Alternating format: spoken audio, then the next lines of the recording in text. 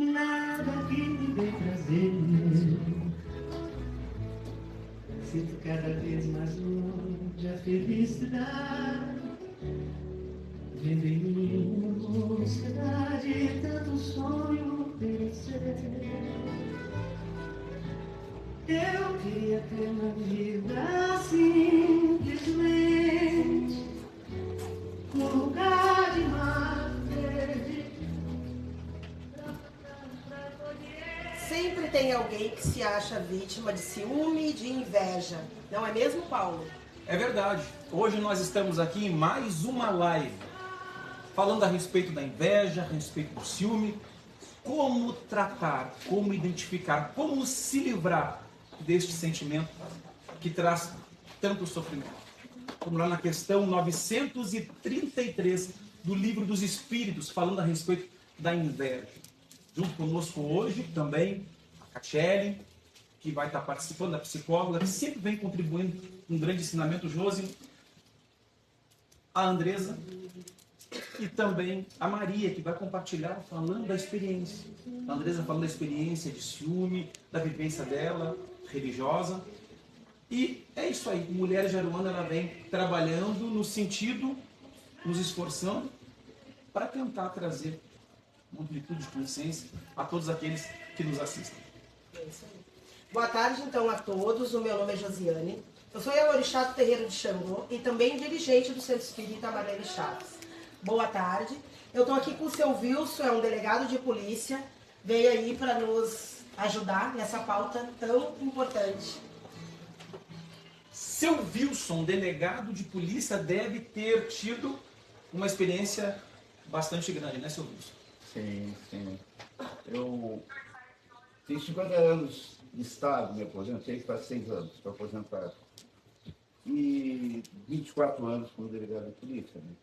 Então a gente teve as maiores experiências, surpresas, descobertas que a gente nem pensava que pudesse, enfim, assuntos que pudessem ocorrer e ocorre determinadamente. Então a gente tem essa experiência, sim. Mas eu disse para a Josi, quando eu recebi o convite, né, para participar desse evento, que eu estou aposentado há 6 anos. E as coisas são muito dinâmicas, são muito rápidas, trocam. Assim, Muda, né? muda muito rapidamente, antigamente não era assim. Novas leis. Novas leis. Tá certo. E junto contigo também, Josi? A mãe Sara e o pai Choco. Boa tarde. Pode ser a mãe Sara. A mãe Sara de Oiá, da cidade de Sapucaí do Sul. Boa tarde a todos presentes aqui, mãe Josi. Muito obrigado, muito honrado pelo convite de participar aqui com vocês. Obrigado a todos os presentes, as pessoas que estão aqui nos assistindo, quem está nos assistindo pelo Facebook. Meu nome é Luiz Henrique do Luxemburgo, mais conhecido como Pai Choco de Iemanjá, da cidade de Sapucaí do Sul. Sapucaia do Sul, logo ali, Sapucaia. Junto conosco, psicóloga Catiele Mantelli. Boa tarde a todos que estão assistindo em casa, todos da mesa e o pessoal que está aqui nos acompanhando ao vivo também. Eu sou a Catiele, sou psicóloga do projeto Mulheres de Aruanda, junto com o Paulo e com a Josi, e também atendo o pessoal aqui da Luz e Vida. E a Lorixá Andresa de Oiá. Um prazer estar aqui conosco, muito boa tarde. Obrigada. Agradeço pelo convite de estar participando, podendo falar sobre a experiência que tive. Sou a Andresa de Oiá, do Centro Africano Caboclo Jurema, aqui de Gravataí. É um prazer estar podendo compartilhar com vocês e trazendo também sobre o que acontece nesse filme, se a gente deixar até onde ele vai, né? Que ele atrapalha, que ele Interfere negativamente. interfere muito, trava a vida da gente, né? Agradeço pelo convite de vocês. E também, como não poderia deixar de ser, a nossa irmã que participa conosco aqui, a nossa irmã Maria. Seja muito bem-vinda. Prazer é meu, estou feliz de estar aqui. E para falar um pouco de ciúmes, os problemas que eu passei, eu vivi. Então, eu acho isso Compartilhada a tua experiência. É isso aí. E então nós vamos iniciar aí a 7ª live Mulheres de Aruanda. Quero agradecer você que nos acompanha pelo Facebook, pelo Instagram. Meu muito obrigado, uma excelente tarde a todos nós neste domingo. E também, Josi, finalizando o outubro, né, numa importância ímpar, outubro rosa, não é verdade? Não poderíamos deixar de falar dessa importância. E quero agradecer. Fique conosco porque hoje o tema é fascinante. Ciúme versus inveja, destruição, morte, realmente é algo que acontece bastante, Josi. Sim, ele atrapalha. Né? Atrapalha. Eu costumo dizer que o ciúme, na minha visão, ele é a insegurança. Eu acho que todo mundo diz que a gente tem dentro do ser humano, né? A gente já nasce um pouquinho de ciúme em cada um, mas tem que ter uma dosagem, né? Tem que ter uma dosagem. E para mim, ele diz insegurança. Eu acho que quando ele está latente, há aí uma grande insegurança. A gente pensa, né, a todos aqueles que estão aqui conosco, também nos acompanhando aqui na Luz e Vida, a gente pensa na questão de ciúme, às vezes, como algo romântico, né? O ciúme é algo que precisa, é necessário na vida para dar um pouquinho de valor no casamento, no namoro, né, na criação e tal. É um ciúme santo, né, muitos dizem.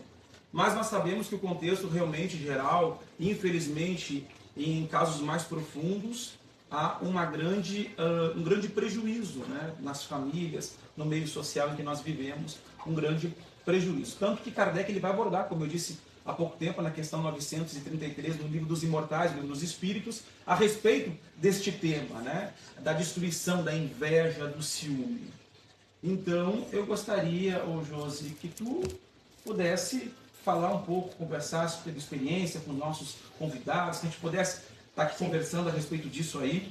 Antes eu quero dar boa tarde aí para a mãe Andriele de Oxum. Olha, boa tarde, mãe. Babá Juliano, né? A Babá Juliano está no Rio, São Paulo, se eu não me engano. Boa tarde. Boa tarde.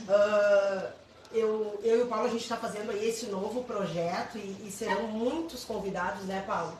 A cada live, a cada pauta, terão muitos sacerdotes aí, é uma expansão de consciência que a gente vai estar levando aí para todos. Mulheres de Aruanda é um chamado de todos os povos, é um chamado para você que nos assiste, independente da sua religião.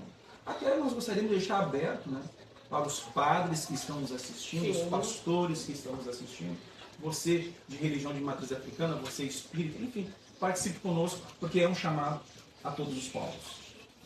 É isso aí. A minha pergunta é para a mãe Sara de Oiá.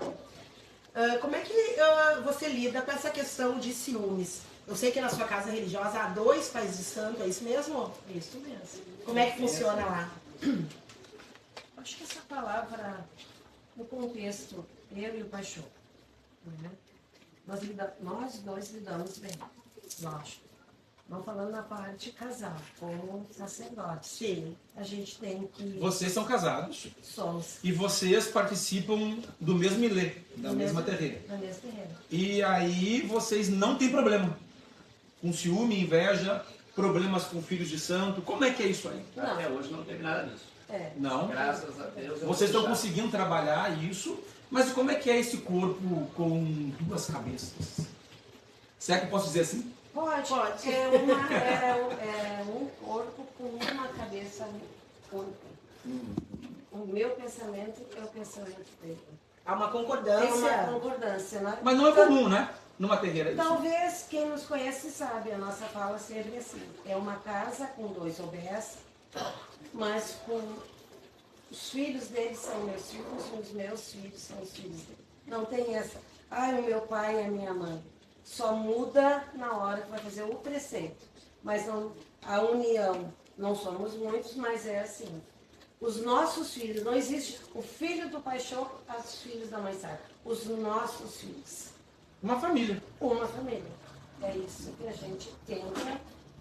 E os ciúmes também, lógico, que sempre tem o filho, né? Eu tenho um pensamento assim, ó, que cada um tem um lugar especial. São todos iguais. Né? Cada um tem um lugar especial no nosso conceito, no nosso carinho, na nossa dedicação. Eu acho que nesse sentido é que as coisas fluem. Tanto que tudo é decidido entre eu e o Paixão. quando a gente vai fazer uma obrigação para o filho, até quando a gente diz assim, ó, o senhor sabe que tudo na vida tem o começo, o meio e o fim. Às vezes a pessoa já não está mais, já passou aquela... Nós trocamos a ideia também. O que tu acha? O que tu acha? Nós não tomamos decisões. Ó, eu mandei embora. Ó, eu mandei... Não. No pegar, também, tudo é combinado. É pai? Choco. Pai Choco? Pai Choco. Choco. Pai Choco. É como uma mão. Se perder um dedo, todos são importantes na sua casa. Para a gente poder entrar na contextualidade da nossa casa, nós temos que explicar uma situação. Nós somos herdeiros de uma casa. Então, quando o meu irmão faleceu, a mamãe Oxum escolheu que nós ficássemos com a casa, dessemos continuidade na casa. Nós não abrimos a nossa casa, nós não chegamos ao tempo de abrirmos a nossa casa. Então, por isso, neste contexto é que nós dois assumimos a casa. Por isso que existe dentro da nossa casa 2 pais de santo. Porque é uma herança religiosa. Tanto que eu sou de Iemanjá, a Sara é de Oiá, e a nossa casa é Sociedade Afro-Descendente Oxum Pandá. É uma herança. É uma herança religiosa. Então esse é um contexto que tem que ser colocado. Mas para conduzir a nossa casa, a gente sempre teve em pauta a religiosidade. Não existe o individualismo dentro da nossa casa. Não existe uma disputa de eu sou o melhor, ou eu sou o mais velho, ou eu sou o mais antigo. Não existe isso. Quando a gente tomou a consciência de que nós estávamos tocando uma casa, que agora daqui a 3 anos vai fazer 50 anos, não são 50 dias, nós sabíamos da responsabilidade que nós tínhamos, porque é mais tranquilo e mais fácil o pai de santo pegar a obrigação do filho, ir lá e levar e vai inaugurar a tua casa. A partir daqui tu conduz a tua casa como tu quiseres. Não, nós fomos diferentes. Então tem todo um contexto dentro dessa realidade que a gente conseguiu aprender, conseguiu a conviver, conseguimos a superar as indiferenças. E tem uma coisa que se chama fundamental dentro de uma casa de religião, que é a cumplicidade do casal. Se não houver a cumplicidade do casal, não tem casa que vai andar adiante. Porque, na verdade, quando não tem essa cumplicidade, há uma grande divisão, né? Perfeito. Exatamente. É que eu costumo dizer que tudo que a gente leva religiosamente é igual às nossas casas, né? Perfeito. As nossas criações, os nossos filhos. Tem mães aí, eu particularmente tenho 2 filhas, e tento plantar essa cumplicidade entre elas, né? Porque se uma mãe ou um pai já divide, boa coisa não vai dar, né? Começa errado. É a cumplicidade que leva à compreensão de entender que um precisa do outro. Ao mesmo tempo, e isso fica para nós, assim, pelo menos para mim e aqueles que estão nos assistindo também devem estar pensando nesse momento a respeito disso, é possível. Né? Havendo humildade, tolerância e amor, é possível. Né? Tanto é que são 50 anos de trabalho. E sempre a religiosidade acima de tudo. O fundamento acima de tudo. Esse é o princípio. E nós vamos fazer 36 anos de casado. 36 anos de casado. Ou seja, todos os filhos que adentram, eles têm a opção de escolher entre um dos dois, mas existe uma regra só. Exato. É mas isso? quem determina, muitas vezes aconteceu do filho da pessoa vir jogar comigo, a pessoa simpatizar comigo, e o orixá da pessoa escolher a Sara como mãe de santo. Olha que interessante. E isso tudo a gente tem esse entendimento. Tanto que a... Tem humildade, né? Humildade, pra entender. Lógico, ninguém tem uma vida perfeita, né? É uma mentira. Sim. Né? E tanto os nossos filhos carnais, eles sabem também esse contexto, que filhos, eles têm o nosso amor por eles e o amor dos nossos filhos de santo é diferente. Bem bacana. Catiele, a gente teve agora aí, né, a mãe de santo e o pai de santo Choco falando a respeito de ciúme. Tu, como psicóloga da área da ciência, né, gostaria que tu pudesse falar um pouco para nós sobre o ciúme, definir isso. É normal? Dá para controlar? Se sentir que está saindo do controle, o que eu tenho que fazer? Estou com muito ciúme dela, posso acorrentar ela dentro de casa até que esse ciúme passe, deixar ela trancada no banheiro, limito as roupas que ela deve de usar. Os pais de santo, se sentir que os filhos de santo estão com muito ciúme do outro, o que eu faço? bota o nome deles na pimenta, causa destruição, como é que funciona? Claro que eu estou brincando aqui quando eu falo a respeito disso, mas na área da tua área, psicologia, como é que dá para travar, o que eu devo de fazer quando eu sinto que isso está saindo fora do normal? Porque uma coisa é aquele ciúme, daqui a pouco, de eu ser casado e a esposa está conversando com alguém, eu fiquei meio chato com aquilo, mas eu consegui contornar. E outra coisa, daqui a pouco, é eu gerar uma briga, uma confusão, querer matar, enfim. Tu, como psicólogo, eu gostaria que tu conversasse um pouquinho conosco a respeito disso. Acho que é importante começar dizendo, né, que o ciúmes ele é uma questão natural, ele é um sentimento que ele está presente em todos os seres humanos, né, desde bebê, né, então ele é bem constitucional, assim, tanto os ciúmes quanto a inveja, né, só que aí, conforme vai havendo desenvolvimento enquanto ser humano, alguns fatores vão podendo potencializar ou não esses ciúmes, né. Mas um dos pontos importantes também, né, Paulo, para poder lidar com essa questão de ciúmes é que a pessoa precisa reconhecer que ela é uma pessoa ciumenta, porque se eu tenho um problema e eu não reconheço que aquilo é um problema, né, como é que eu vou me apropriar disso para poder transformar, né? Tudo vai seguir igual, porque é uma questão que eu não me permito pensar sobre, né? Então vai chegar um momento em que talvez para mim isso esteja muito ruim e que para que haja uma mudança eu vou ter que reconhecer que isso está sendo nefasto na minha vida, né? Que está estragando tudo ao meu redor.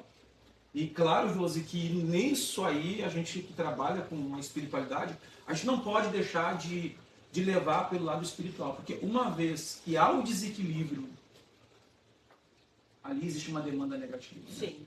Então a gente sabe aí que, enfim, mortes, homicídios, né? Em virtude de ciúmes, pai, filho, pai, casamentos, enfim. Então, isso realmente é bem ruim. Então, de um lado, a Catiele, como psicóloga, diz, a procurar, né, ajuda. Ter consciência que isso é ruim. Talvez você que esteja nos assistindo, é importante que você avalie como é que está o seu casamento, a sua casa, como é que está a sua vida. E você tendo esse sentimento descontrolado, e que lhe impulsiona, às vezes, as situações bem negativas. Podemos seguir aqui e... Não sei se quer falar alguma Sim, coisa. eu vou fazer uma pergunta para a Catiele, psicóloga. Como é que a pessoa costuma identificar isso? Como é que funciona? Porque eu, falando como Yalorixá, que sou dirigente de um centro espírita, eu faço um trabalho de expansão de consciência. Nem sempre o ser humano que para na nossa frente, ele tem essa consciência. O que eu vejo hoje, olhando de fora? Todo mundo detecta onde está o ser humano que tem ciúme, menos o agente. Sim. Né? É bem comum.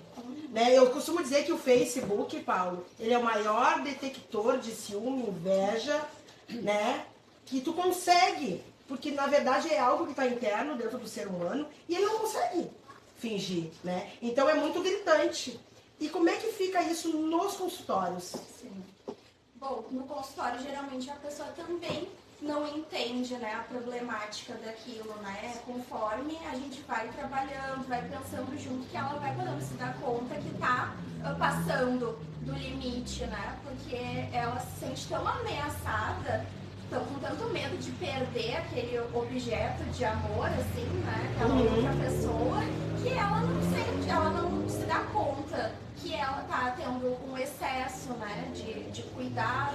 Começa como um excesso de cuidado e depois vai passando dos limites, né? Na verdade, o ciúme é um excesso de cuidado, porque como é que a gente vai diagnosticar, né? Eu já ouvi dizer assim, não, mas é a minha forma de amar.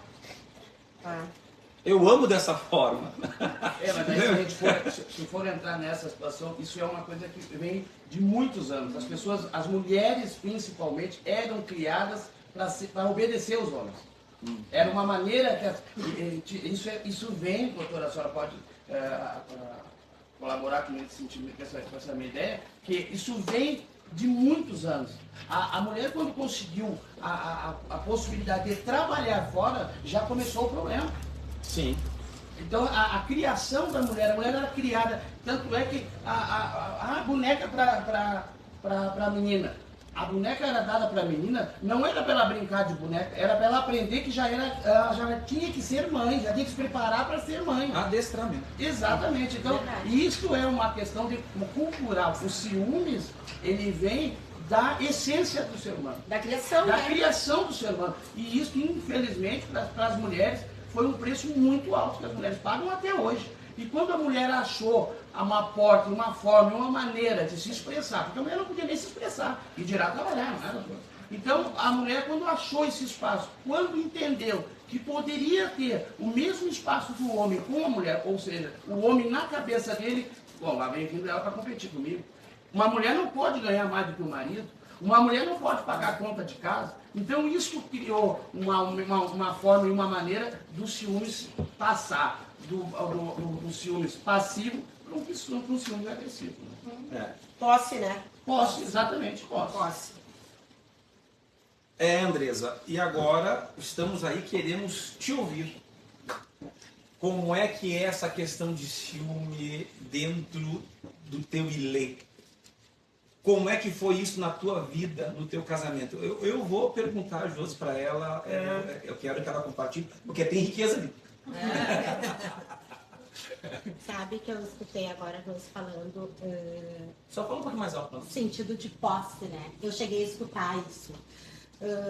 Aonde o meu esposo, ex-esposo, disse pra mim, na frente da psicóloga, porque chegamos a fazer uma terapia de casal para ver se dava para salvar o casamento, né? 25 anos de casamento. E aí ele colocou pra psicóloga que eu era como um objeto. Não é possível. Ele disse, não, ela é minha, ela é que nem um objeto, uma coisa que eu comprei e eu quero só pra mim. Eu disse, nossa. Fiquei com muito medo porque eu não morava aqui, não morava perto de ninguém, né? E eu disse, meu Deus, ele disse, eu queria poder fazer um quarto onde tivesse tudo e eu só largasse as coisas pra ela ali e ela não saísse. Uma estante de vidro e tu sentada ali. E eu disse, meu Deus, ele daqui a pouco vai me matar aqui. Sim. Andressa, mas nessa época tu já era uma sacerdote? Não era ainda. Tipo, seria impossível. Não era. Mas posso te dizer que quando eu virei sacerdote, isso piorou muito. Sério. Muito. Aí ele colocou uma questão onde ele iria escolher quem entrava na minha casa. Bem comum. Né? Homem não. Meu Deus. Não. A gente teve uma separação onde ele chegou num momento que eu estava falando com o Filho Santo e ele disse assim, tô arrumando as minhas coisas agora. E eu disse, só um pouquinho que eu tô atendendo. Não, agora eu tô arrumando alguma coisa, tá te aprontando.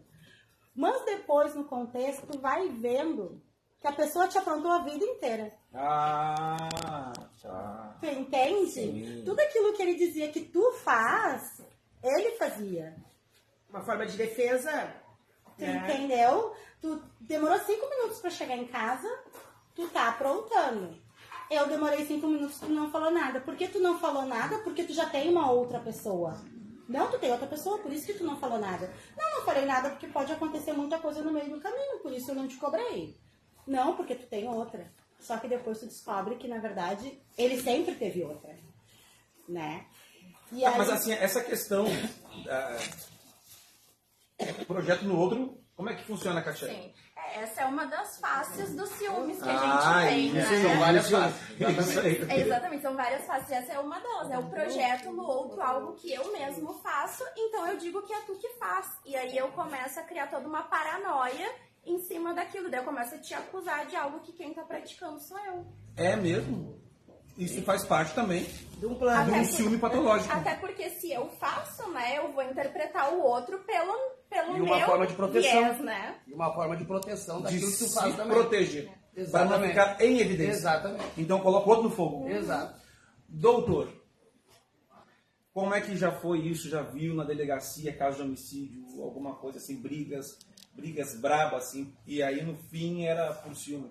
Que tenha te assustado. Pessoal, deve ter tido um assalto, um roubo, e depois, na verdade, tudo aquilo era uma briga só e por ciúme. Como é que foi isso? Olha, isso ocorreu muitas vezes. Na verdade, nós nunca analisamos isso sob esse prisma assim da espiritualidade. Claro. A gente nunca pensou, Sim, sempre como um problema social, né? sim. Mas várias vezes ocorreram isso aí, a gente se surpreendia, se chocava. Eu vou falar rapidamente de um fato que aconteceu quando eu estava fazendo serviço na praia, ali no Túnel Verde. Terminou, o pessoal fez uma pequena comemoração, meia-noite, e eu sempre fico bastante tempo na delegacia, mas eu digo, eu vou embora, hoje não vai dar nada. 5 minutos me telefonaram, olha, ocorreu um fato lá no Túnel Verde, vamos para lá. Aí realmente foi chocante. O que tinha acontecido? Ele era ex-companheiro da senhora essa, né? Tinha uma filha dele e outra que ele era padrasto, né? E nós chegamos lá, uma cena terrível, a mulher estava caída de um lado, um tiro na cabeça, o pequeno dos 8 anos, um tiro na cabeça, ele estava inclusive deitado, não sei como a bala estava do lado. Ele e a filha dele, era pequenininha, né, nós fomos no posto, ele se suicidou e matou a filha, né? E era uma cena assim terrível. Eu fui junto com um colega e um capitão da brigada não teve nem assim, coragem de chegar na hora. Não, realmente era chocante. E eu tenho uma coisa comigo, eu sou muito emocional, eu sou emotivo, né? Mas eu me preparo, sempre naquelas circunstâncias eu pensava assim, vou chegar lá, vou ver, sei lá, as cenas mais difíceis como um acidente de trânsito, eu sempre pensava assim, entre uma perna para lá, cabeça para cá, eu me preparava e conseguia fazer isso aí. Mas eu vi como há fatos assim, bastante difíceis que a gente passa pela delegacia de polícia, né?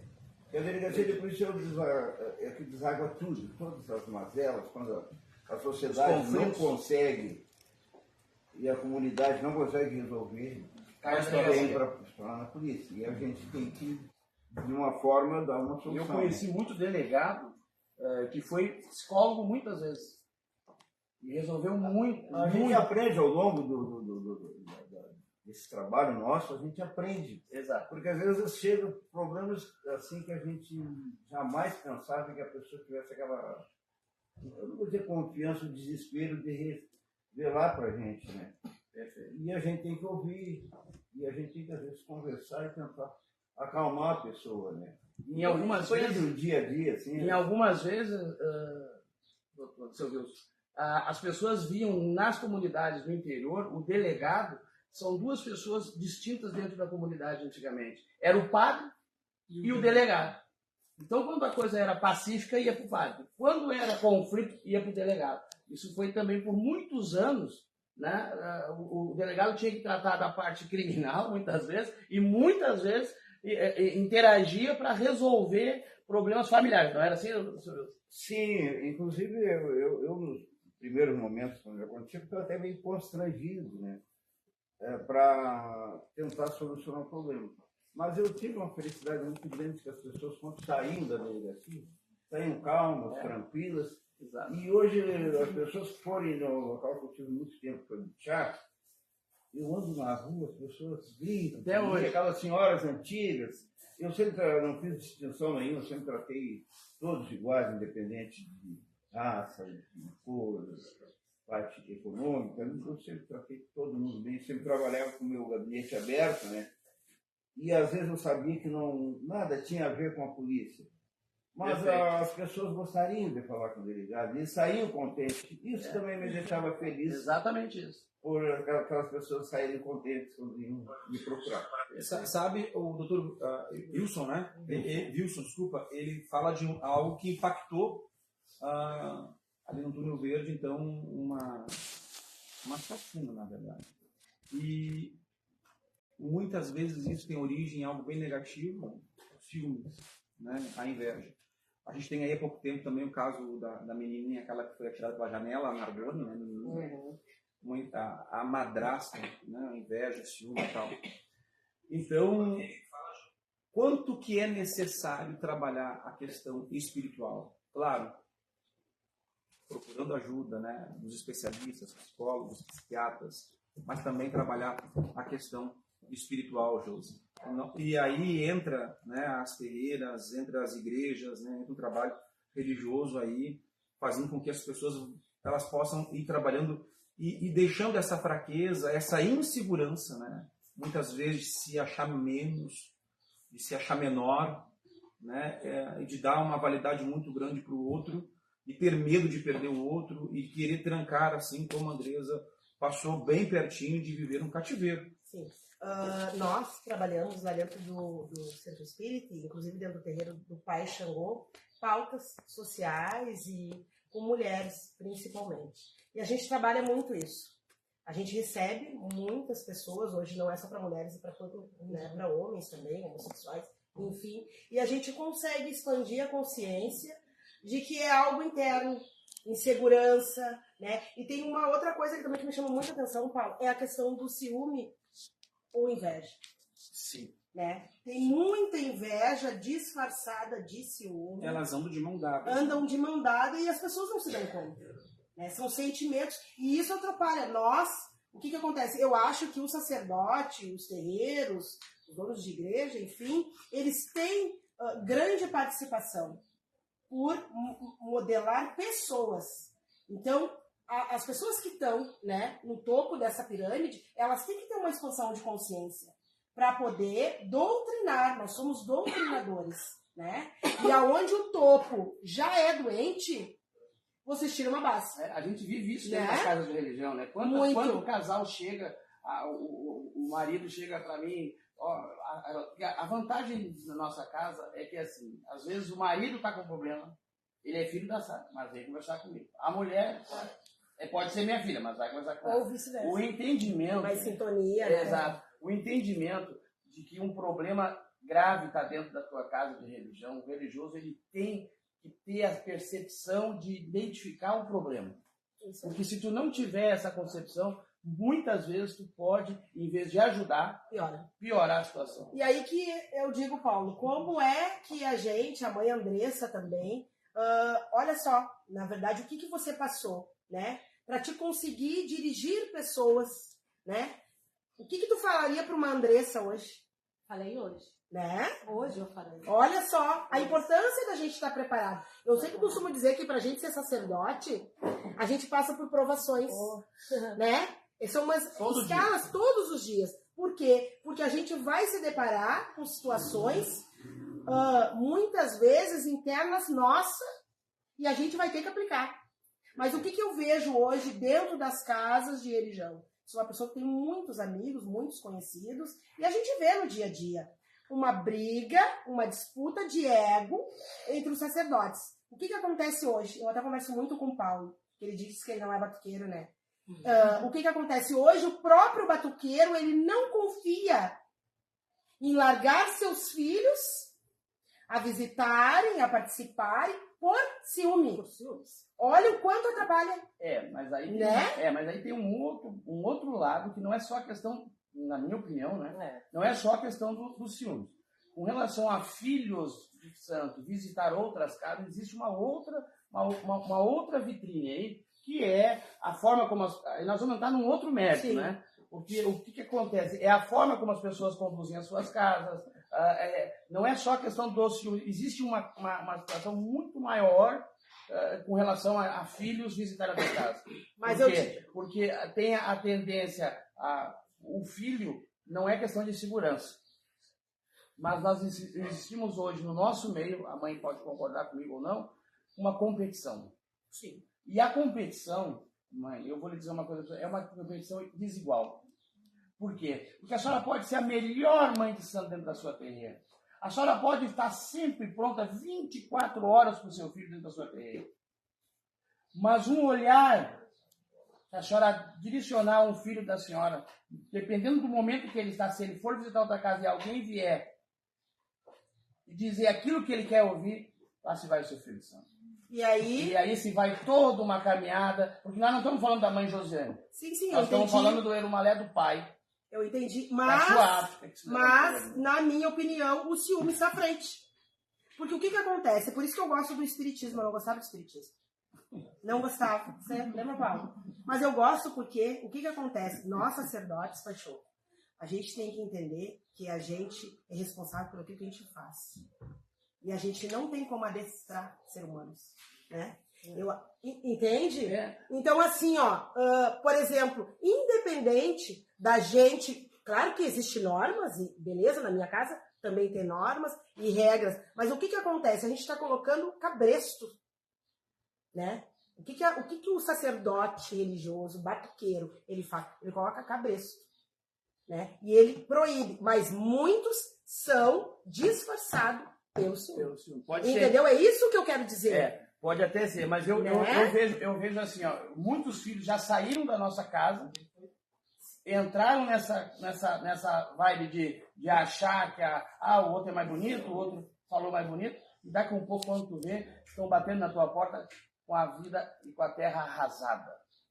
Beleza? Né? Esse é um detalhe muito importante. Mas perfeito, o que ensina? Né? É a mesma coisa que um casal. Eu costumo sempre comparar a minha vida religiosa com a minha vida casada. Hoje eu sou viúva, mas eu fui casada durante 20 anos. Né? E eu e o meu marido, até foi a primeira live, né? Sim. Porque a gente sempre teve o livre-arbítrio.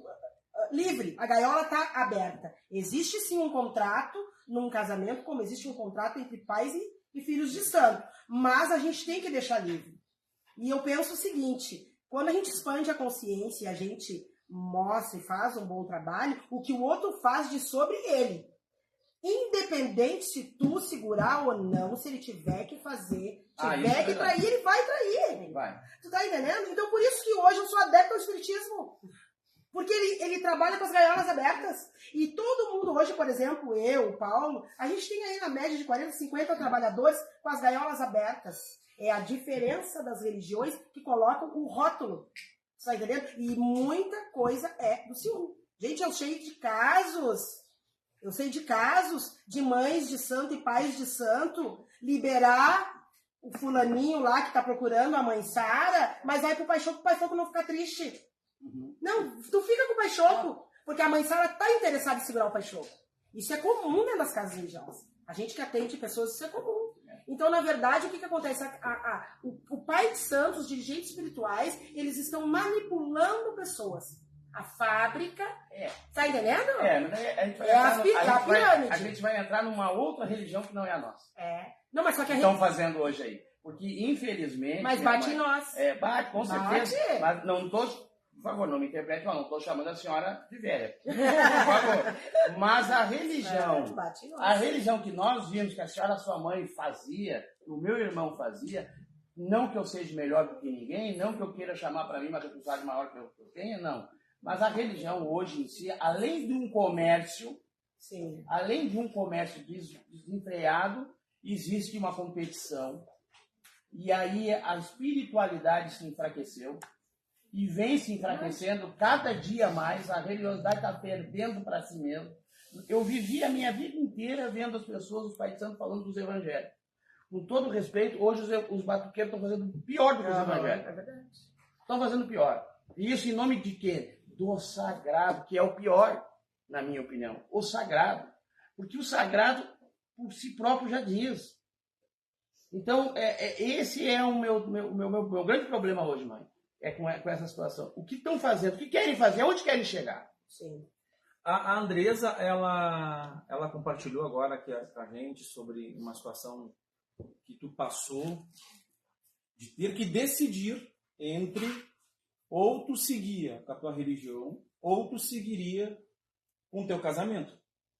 Então foi colocado em balança isso para ti. Né? Tu deveria escolher ou a religião ou o teu casamento. E aí tu tem filhos, né? Tem filhos com essa pessoa. E como é que foi para ti daí? Chegou um momento que tu pensou, o que eu faço agora? Pensei porque eram 25 anos, né? De casamento. São 6 filhos, né? E aí os meus filhos, os mais velhos, também já estavam casados, daí, que exemplo, né? E o que vão falar, porque o que os batuqueiros vão falar? Porque eles adoram a falar o rótulo, né? Como tu é uma IA e tu não conseguiu segurar o teu casamento, como tu vai segurar o casamento dos teus filhos? Santa ignorância, né? Muito triste. Quando a gente fala, como a Josi disse, né, sobre a questão espírita, como eu bem disse lá no início, na questão 933 do Livro dos Espíritos, temos uma outra mentalidade. A gente vai trabalhando desapegando. É preciso desapegar. Não há no mundo nenhum ser humano maior do que o outro. Socialmente, alguns podem ter um pouco mais de dinheiro, outros menos, mas a questão humana, todos nós estamos no mesmo patamar. Não há outra raça, não há uma raça negra, uma raça branca. Há etnia. A raça é uma só, humana. Né? E nós, quando começamos a pensar nisso, também nós vamos nos educando. O outro, ele tem uma importância, sim, para a minha vida, muitas vezes uma importância singular, como um pai, uma mãe, por exemplo, cito aqui, entre outras pessoas que convivem conosco, que também são importantes para nós. Entretanto, nós não podemos deixar com que este sentimento de posse se apodere. Nem de empresa, nem de centro, nem de terreira, nem de quaisquer coisa que te diminua, que supervalorize o outro. Quando a gente começa a trabalhar isso, e eu acredito que uma das questões que o pai Choco e a mãe Viviane, eu estou gravando o nome deles, a mãe Sara, desde o início deixaram isso bem estipulado. Tanto é que tu disseste que daqui a pouco o filho de santo dela vem conversar contigo ou vice-versa. Né? Então há essa confiança. Também há essa confiança na Irmandade, pelo que eu vejo, né? De saber, não, aquilo que eu conversei com o pai Choco vai ficar com ele. Né? E vice-versa. Então, é um trabalho também que vocês foram trazendo confiança. Já te dou a palavra, Josi. A Andresa teve que escolher, Josi, entre uma coisa ou outra. Né? Eu queria te fazer uma pergunta. Eu vejo isso, não sei se tu vê assim também, como uma grande prova de olhar. Sim. E eu te digo, eu não sei, hoje tu é separada? Sim. E eu já te digo assim de antemão, que belo olhar. Que belo olhar. Porque eu acho que tudo que a gente passa na vida, Andressa, é uma provação. E tu ter aberto mão da tua vida, Sim. do teatro, é que nem eu digo, teatro é o que mais tem. Então eu te digo assim, não te conheço, acho que a gente se viu uma vez só, mas eu já digo que tu passou pela maior prova que o Oiá podia ter te dado. Né? Porque quando um sacerdote abre mão da missão, como Paulo diz, pelo ser humano, tu me desculpa, mas ele não está preparado. É assim que eu penso. Sim. Né? Então, assim, ó, Mãe Oiá, que nos abençoe e que faça mais Andressas. Porque independente do que a gente vive dentro das nossas casas como ser humano, nós somos sacerdotes que guiam pessoas. E é inadmissível um sacerdote dizer para alguém que ele tem que ficar por A ou por B. Não. Sabe, Josi, que hoje aconteceu, né? Vou trazer para vocês um acontecimento de hoje. Quentinho do forno hoje? Quentinho, né? Aonde eu tô em casa e tal, me preparando para live e recebo uma ligação. Tu sabe me dizer aonde tá fulano e ciclano? Eu falei, não sei. Pois é, tá tudo quebrado, disseram que a polícia veio aqui e levou todo mundo, inclusive as crianças. Eu disse, como assim? O que aconteceu? No caso, a polícia teria ido na tua casa? Na casa da pessoa, tá. né? Do casal. Tá. Peguei o carro e fui procurar, né? Só tem uma delegacia em Gravataí, vou lá ver, porque minha filha é de santo, né? Eu vou lá ver o que aconteceu. Cheguei lá, ela tava lá com a bebê, né? Toda machucada, né? Ele tava lá dentro. Ele bateu e ele chamou a polícia. Ele bateu na mulher? Ele bateu na mulher, né? E ele chamou, ele quebrou tudo dentro de casa. Surtou. Né? Mas era ciúme? Ciúme, porque ela não pode trabalhar à noite. Meu Deus. Né? Ela não pode trabalhar à noite. Cárcere privado. Porque não tem um motivo dela trabalhar à noite, mas ele passou a noite fora, mas ela não podia trabalhar. Ela correu para deixar as filhas com alguém para poder trabalhar, mas ela não podia. E tu sabe o que é mais triste de tu ver numa situação dessa? Eles são novos, ela tem 20 e poucos, ele tem 25 também, 2 crianças. É a mãe. A mãe, ela tem mais idade. Mãe dela? Do rapaz, com 40 e poucos anos, dizer como vem aquela cultura, né? Isso é normal. Tentar embutir isso. Isso é normal. Porque realmente ela não tem motivo para trabalhar esse horário. Esse horário ela tem que estar dentro de casa. Meu Deus. E agora eu vou ter que aguentar o meu filho preso por causa dessa, isso, aquilo, aquilo, aquilo. Só um pouquinho. Só um pouquinho. Vamos se acalmar. Né? Vamos se acalmar. Aí o filho dela estava junto, né? O irmão do rapaz, que eu disse assim, então tu vai lá dentro e tu olha como é que ela tá. Não me interessa. Ela é mulher, ela tinha que ter batido no peito e ter aguentado com o marido dela. Meu Deus. Então, tu vê, trazendo isso, que tem muitos casos onde existe o ciúmes, o agressor, e ele é o quê? Ele tem a cobertura da família E de uma sociedade em torno para ser o agressor, entendeu? Sim. Ele está certo, porque ela não presta. A mulher, ela é sem vergonha, né? Por trabalhar à noite. E aí eu imagino como você ia conseguir falar com propriedade. Então, por isso que eu digo que cada coisa que a gente passa na vida, desafios, são para nós mesmos. Porque um sacerdote, um dirigente espiritual, ele dirige pessoas. Então, é a pirâmide, né? Sim. É a pirâmide. Hoje tu pode falar com propriedade. Porque isso é comum. Nós que atendemos muitas pessoas, é muito comum. Mas, torna a dizer, muitas casas de religião, igreja, centro espírita, a pirâmide é doente. Há uma grande disputa na pirâmide, na ponta da pirâmide. E aí, todo o resto não preciso nem dizer, né? É o teatro, né? É o teatro. Como tu disse, é o teatro. É isso aí. Mas, no encontro com o que a mãe está falando, quantos anos, minha mãe, a senhora levou para se libertar da sua situação? Nós estamos falando de um casalzinho de 20 e poucos anos. Sim. Né? Eu casei nova, né? Então, isso começou quando eu tinha 19 anos, a queimação das roupas. Né? Minhas roupas eram queimadas, né? Depois rasgadas. Ô, Catiele, me diz uma coisa. A pessoa é um casal que se ama, se gosta, se curte pra caramba. Só que existe isso. Não quero separar. Ele diz que vai me matar, mas ele vai melhorar.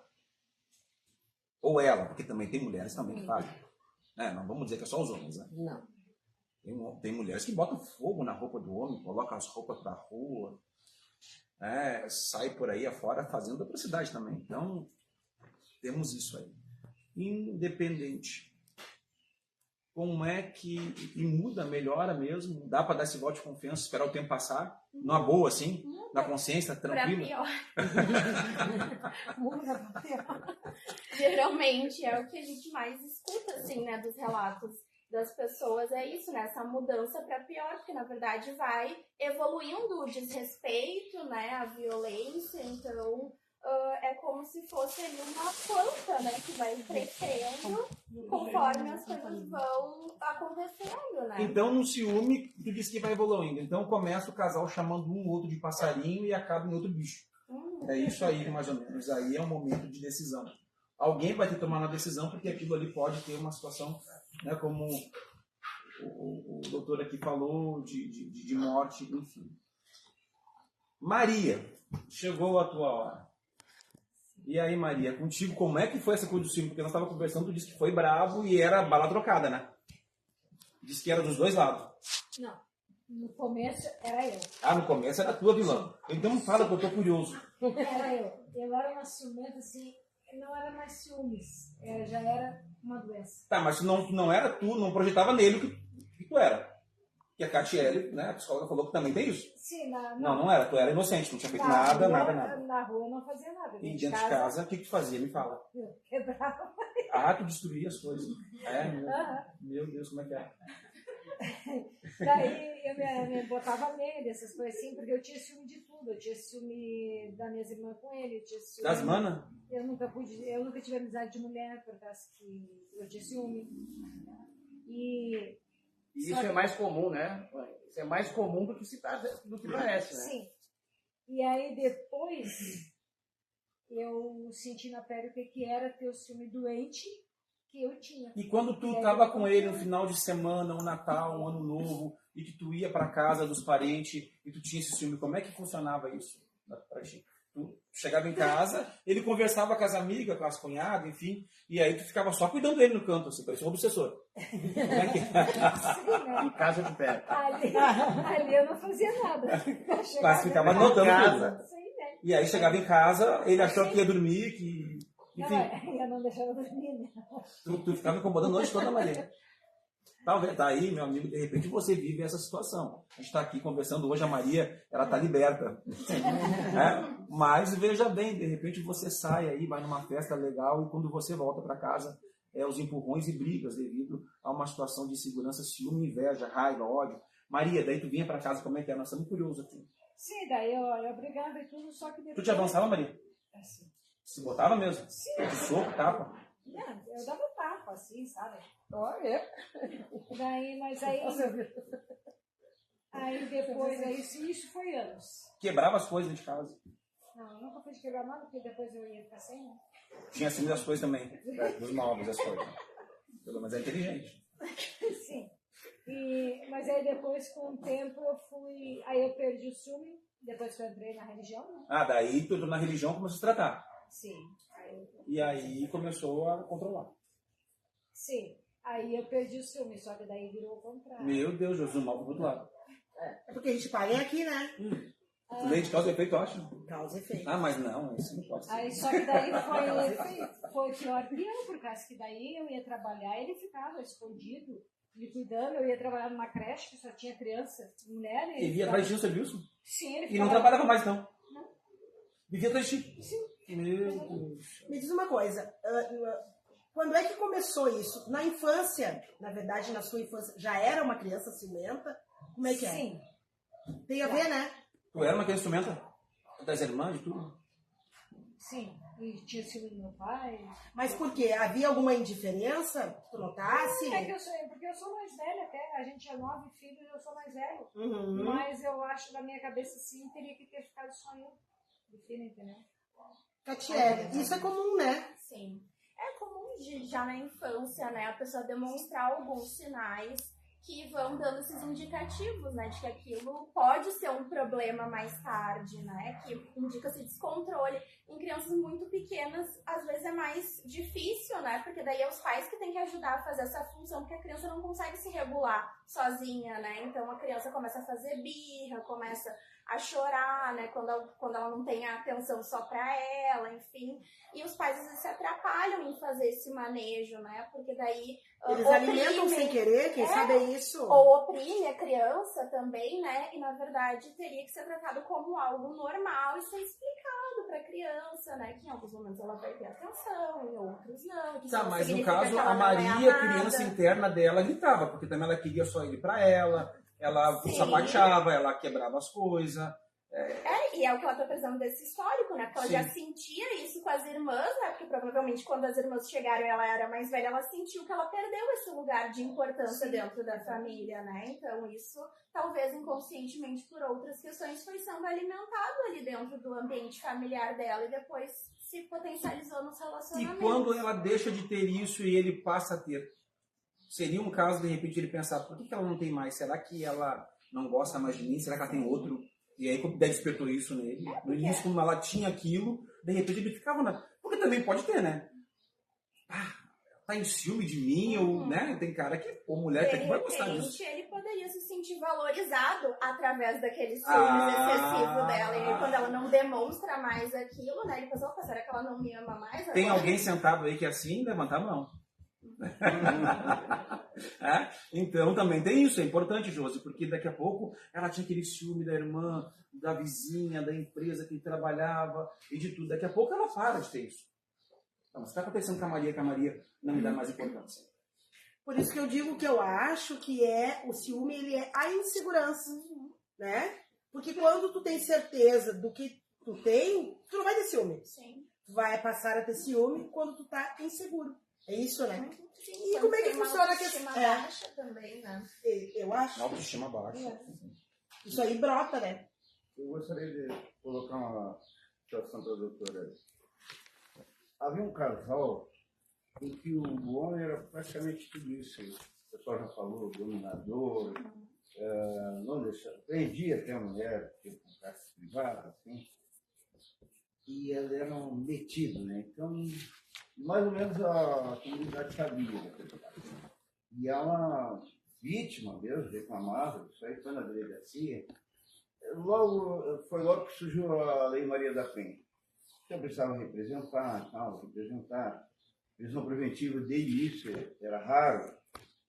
E aí nós representamos a prisão preventiva dele, né? E até a gente preparou um esquema, porque ele era muito chato, era um cara forte, e aí resistia à prisão, se chamou na delegacia, e lá então colocou para ele a situação que ele tinha uma prisão preventiva. Houve reação dele e tal, mas a delegacia ele contestou, mas não passou disso. Quando nós recolhemos ele para a prisão, a vítima se revoltou e disse que ele era uma pessoa honesta, que barbaridade, com filhos, e agora ele foi preso. Eu gostaria que a senhora falasse a respeito. Sim.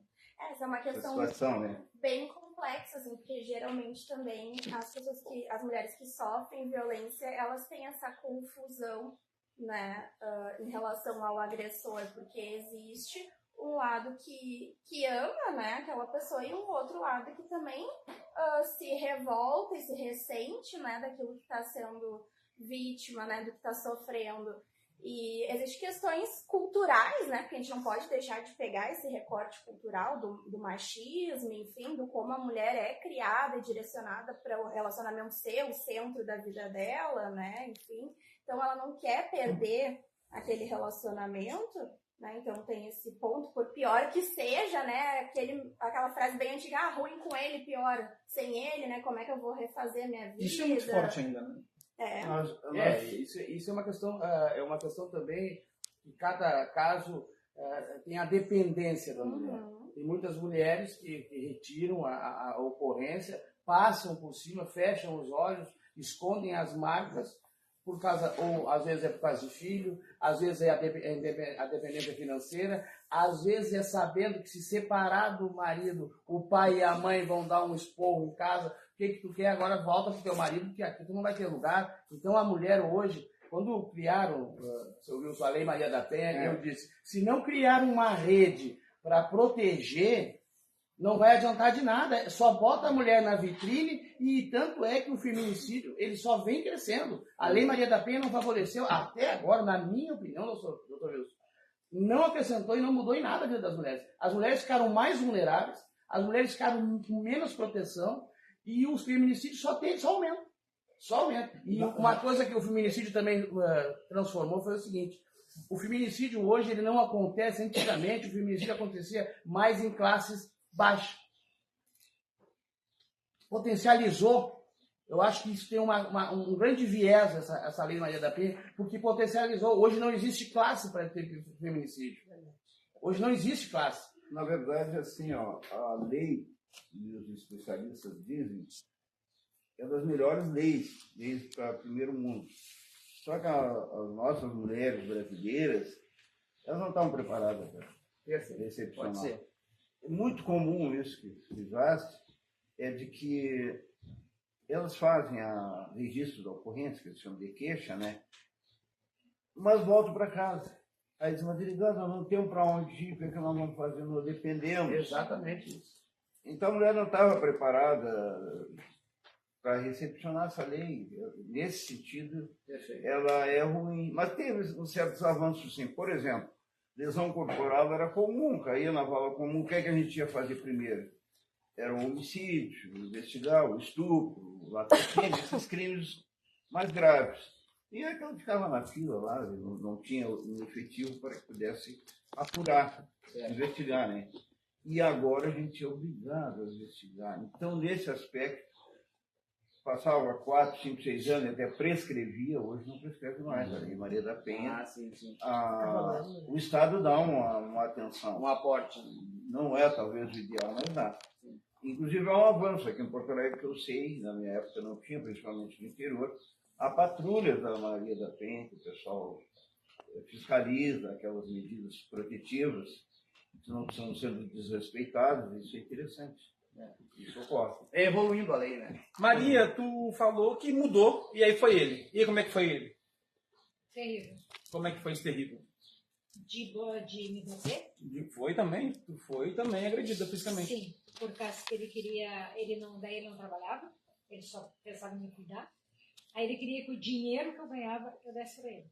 Aí se eu dizia que eu não ia dar, ele dizia que eu tinha amante. Mas na verdade, quem tinha era ele, porque as amantes dele iam na minha casa. Ele. Ah, mas aí virou uma coisa. Aí, Ele apanhava, ele pegava o dinheiro e não te incomodava. mas eu não dava dinheiro. Daí ele apanhava. batia por causa que eu não dava dinheiro. Entendeu? Meu Deus do céu. E Eu quero dar boa tarde aqui para a Annelise de Bará, nossa amiga Annelise Boa tarde, lá. Annelise, O pai Marquinhos também, de Bará, do Eliane, o pessoal todo aí que está nos assistindo. Boa tarde, pode mandar pergunta, né? Que a gente vai respondendo aí. Eu posso fazer uma pergunta para a doutora? E quando os filhos, assim, um casal que é tendo seus filhos, né? E a mãe tem ciúmes, assim, avassalador do pai com os filhos. Como é que a senhora explica? Porque nós já tivemos um caso desse. Exato. Pedimos até para a pessoa procurar um médico. Ela se negou. E foi um caso muito marcante da nossa vida. Ela quis ter aqueles 2 filhos, mas ao mesmo tempo ela tinha um ciúme doentio das crianças pequenas com o pai. E nós não conseguimos lidar com esse problema. E aí é aquela questão do ciúme doentio, né, que a gente chama, assim, né, porque ela se sentia tão ameaçada pelos próprios filhos, né, que criava um conflito ali dentro de toda a dinâmica familiar, né, ela com o marido, ela com os próprios filhos, né, então isso ia influenciando ali esse vínculo deles, né, então não era mais permeado por amor, né, era uma disputa, uma rivalidade com todos, né. E a senhora sabe que é um fato, e era só com as crianças, não era com outras mulheres, por exemplo. Sério. Uma coisa muito E muito ela estranha. tentou, ela criou assim um clima tão escuro, sabe? Pesado. E eram são, né? Coisa mais lindinha, mas era uma coisa, um absurdo. E a gente não conseguiu conviver. Tentamos ajudar, mas a gente preferiu. Já sabe, a gente preferiu então, desvincular eles, sabe? Porque estavam numa situação muito triste. É caso para médico, né? Não, para tratamento. Tratamento, mas será que não é a questão da doença, mas em si, o amor dos filhos, quem é pai e mãe sabe que é o maior dos amores, né? Mas mãe... E nenhum homem, nem uma mulher vai conseguir ocupar esse lugar, né? Será que não é por isso? Insegurança? Pode ser. Mas na questão também, abordando, é bem legal isso que vocês trouxeram, de algumas experiências que a gente já teve dentro das questões espíritas, muito disso está ligado às questões reencarnatórias. Tá? Porque muitos casais se odeiam e se matam, estão condicionados a voltarem como pais e filhos. Se não conseguir vencer esta etapa como teu marido, então eu retorno como teu filho. Falando da questão espiritual. Muitas mulheres não têm ciúme do seu marido e engravida e começa a ter um sentimento negativo a respeito do marido. Às vezes até nojo do marido. De gravidez. E nós não vamos nos dando por conta e buscando a espiritualidade de conversar com aquela criança na barriga e dizer, olha, agora tu vai ser nosso filho. E nós precisamos nos acertar.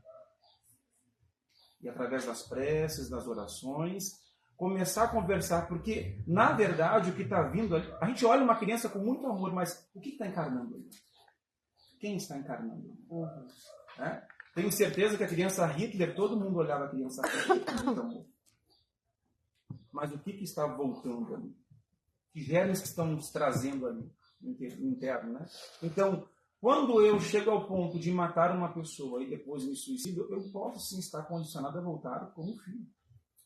E aí, só que eu tenho esse sentimento que está dentro de mim, que eu não consigo saber de onde é que veio, esta raiva, esta inveja, este ódio, este ciúme, e eu não sei de onde. Essa pessoa sempre me tratou bem, mas eu não consigo me controlar. Eu tenho vontade de te matar. Mas tu é minha mãe.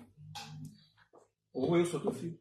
E eu não posso fazer isso. Então, dentro disso se trabalha muito, sim, na questão do espiritismo, se trabalha muito nisso, e com resultado 99% de libertação desse sentimento, desse pensamento.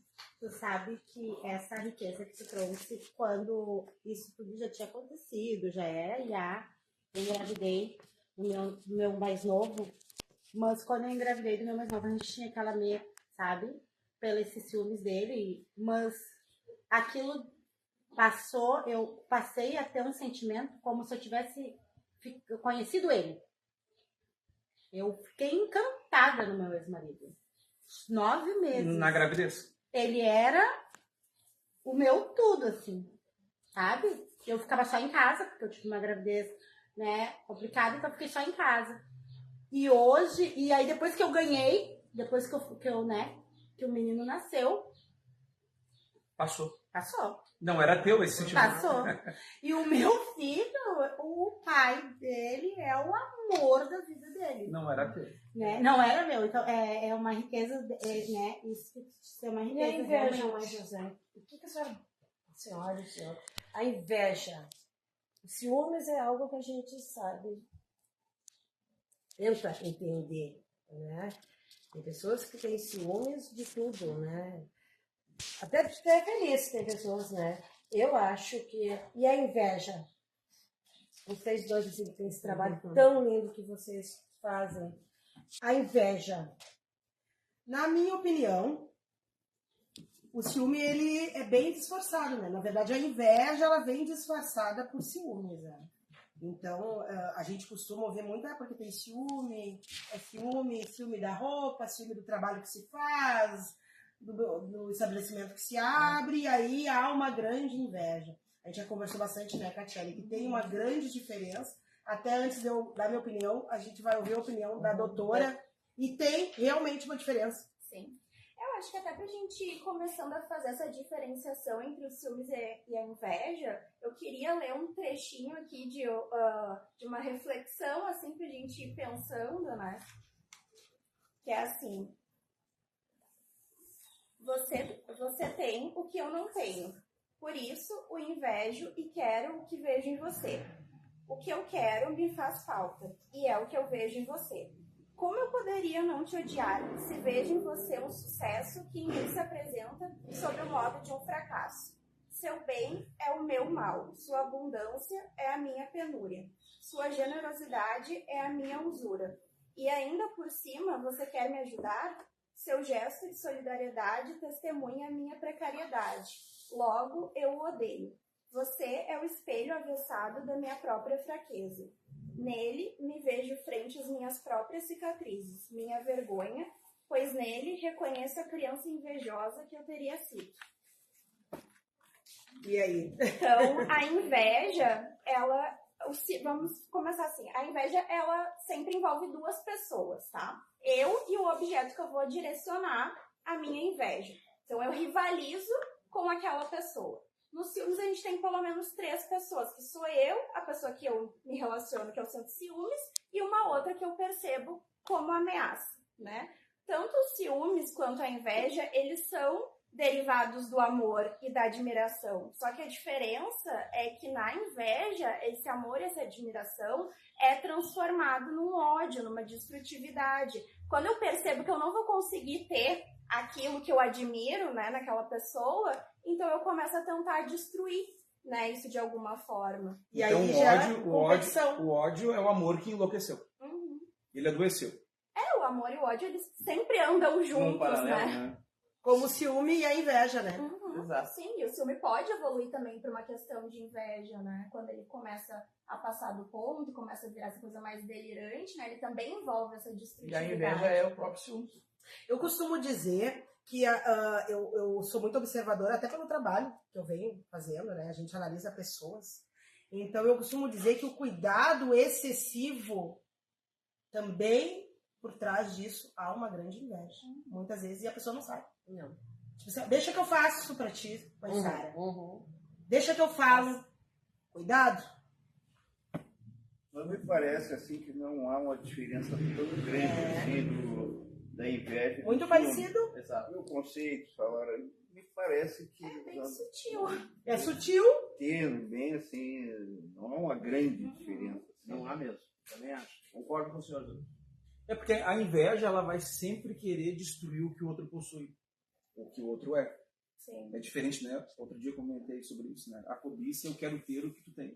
E a inveja, eu tenho raiva do que tu tem. Uhum. Eu tenho ódio do que tu tem. Isso aí a gente encontra muito rico lá no mito de Abel e Caim. Não é assim? Ele poderia fazer as mesmas oferendas que o irmão. Ele sentia que as oferendas do irmão agradavam mais. Abel agradava, as oferendas eram melhor. A religiosidade era melhor. O irmão era mais doutrinado. O irmão estava mais dentro de um fundamento. O irmão tinha uma intimidade com um Deus maior. Será que hoje também muitos religiosos não pensam?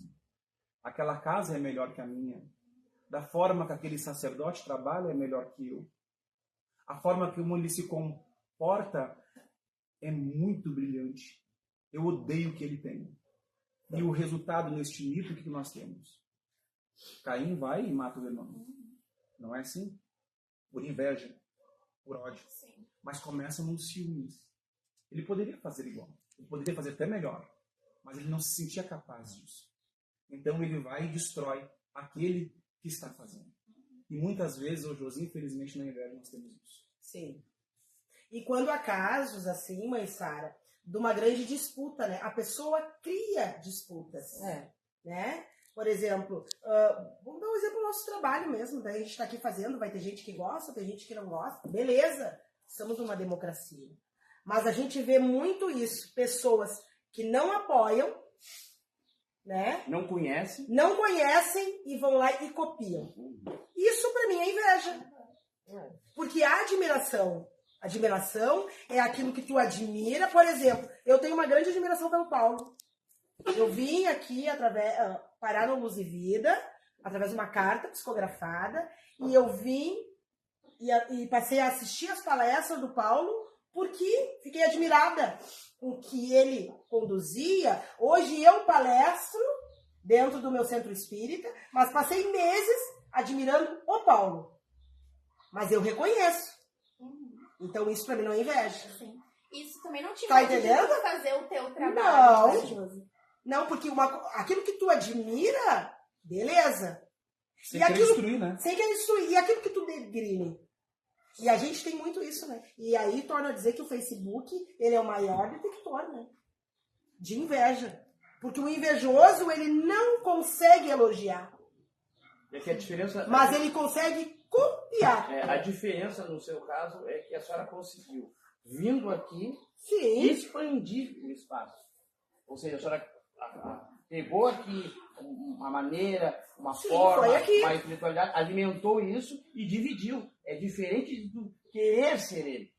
Essa é muito diferente. Ou até odiar. Exato. É verdade. Analisar para um outro lado. Mas, se falando de medicina, eu acredito que quem inveja, quem tem esse sentimento, sofre mais daquele que é atacado, né? É patológico não cuidar disso? É que a pessoa acaba se prejudicando muito, porque a pessoa invejosa também é uma pessoa que ela é muito frustrada e que ela não se ocupa da vida dela. Daí a ocupação da vida dela é ela falar mal do outro, ela tentar destruir aquilo que o outro tem, né? Ficar nessa rivalidade. Então, ela não corre atrás das coisas que ela quer, ela passa o tempo inteiro preocupada em tentar a todo custo fazer essa destruição de alguma forma de algo bom que ela percebe naquela pessoa. Há exemplo do pai de santo, da mãe de santo aqui. Se a mãe de Santo Andresa tivesse tido um companheiro, né, a mesma camaradagem, né? parceria, admiração, talvez teria sido outro, né? Sim. Se tivesse entendido. Poderiam ter crescido muito juntos, né? E não ter ficado nessa questão, assim, dele ficar tentando destruir o trabalho dela, porque ele tinha essa posse, né? Na verdade, no caso deles aqui, há uma grande admiração, né? Então, se houvesse uma rivalidade, eu daria o nome de inveja. Entendeu? Inveja. No caso da mãe ali, conhecendo agora a história dela, ouvindo agora ali o relato dela, é bem diferente do nosso caso, né? Se nós dois somos do axé, não sei se seu esposo era do axé. Bem antes de mim. E aí o que acontece? Quando os dois são do axé e não tiver essa compreensão e essa cumplicidade de entender que os dois podem ocupar o mesmo espaço, brilhar junto dentro de uma casa, não tem como dar certo. É porque lá em casa nós brincamos que para adentrar dentro do nosso terreiro, nós temos na nossa casa tem uma porta, a porta branca. E nós falamos. Quando nós saímos, não é, vida? Quando nós saímos da porta branca e viemos para a nossa parte, quando nós saímos da parte marido e mulher e viemos para a parte de dois orientadores espirituais, todo o nosso problema pessoal fica dentro daquela porta. Sim. Mas não é fácil. Porque as pessoas elas vêm procurar para nós resolver o problema deles. Não perguntar se... Eles não chegam para ti e dizem, mãe, a senhora está bem? Pai, a senhora está bem? Não, mãe, eu estou com um problema, meu marido está costurando da minha roupa. Então, a nossa porta branca, nós deixamos o nosso problema lá. Não é fácil. Mas assim, a gente convive... Tem a ver muito com a gente, por exemplo, assim, eu sou de Iemanjá, né? Ela é do vento. Então, o mar e o vento, eles conseguem andar juntos. Claro. Entendeu? Porque, fora a brincadeira, a nossa parceria, ela se deu muito abrupta. Assim. A gente perdeu o nosso pai de santo muito brutamente, né? E, então, foi tudo muito a toque de caixa. Então, a gente meio que teve que se encaixar, teve que achar a forma e a maneira de conduzir os nossos filhos carnais com a nossa vida religiosa. Foi muito rápido, assim, tudo muito rápido. Então, graças aos orixás, graças a Deus, a gente conseguiu conciliar isso. Mas o que não é fácil, não é. Porque eu vejo muitas casas hoje, o problema todo, mãe Josi, é o despreparo. Essa indústria de pai de santo não é pelo fato de serem jovens, de serem novos, de abrirem casas novas. Não é isso. É o despreparo. É a maneira como chegaram ali, o tempo que eles levaram para se aprontar e para poder lidar com a dificuldade das pessoas. Porque quando tu chega numa casa de religião... Aí, desculpa te cortar, mas aí na tua concepção, então tu vê que existem muitos sacerdotes doentes. Muitos. Despreparados, doentes, despreparados e deslumbraram somente uma coisa: o valor, o financeiro e o status, que é a vaidade. A vaidade em excesso, ela destrói qualquer situação. Sim. Qualquer situação. Entendeu? Então, na minha humilde opinião, é isso. Né? Então, o que acontece hoje nas casas de religião? As pessoas, ninguém procura uma casa de religião. Eu passei, eu gosto, eu quero. Não. Primeiro que a rotatividade de pessoas novas dentro da religião está muito pouca. Normalmente as pessoas quando chegam nas nossas casas já passaram por 3, 4 casas, já vem cheio de vício, não está renovando a nossa religião, não está renovando. Né? Então tem muita dificuldade de lidar. Está perdendo a credibilidade, na verdade, né? Fora isso, né? Fora isso, a credibilidade, o sagrado que era tão sagrado, a exposição que levaram. Banalidade. Banalizou, perfeito. Por isso que eu digo que tudo tem a ver com a espiritualidade. Exato, né? Exato. Porque se tu coloca a espiritualidade na frente, tu consegue dirigir uma casa, tu consegue formar pessoas. Então, às vezes a gente, na outra live passada, eu recebi muitas críticas. O que tem a ver espiritualidade com homossexualidade? Tudo. O que tem a ver espiritualidade com inveja e ciúme? Tudo. Né? Tudo a ver. Não é, Paulo? Tudo a ver. Porque como é que tu vai, entre uma casa de religião, como é que um irmão vai fazer uma obrigação e os outros estar com ciúmes ou com inveja do irmão fazer uma obrigação?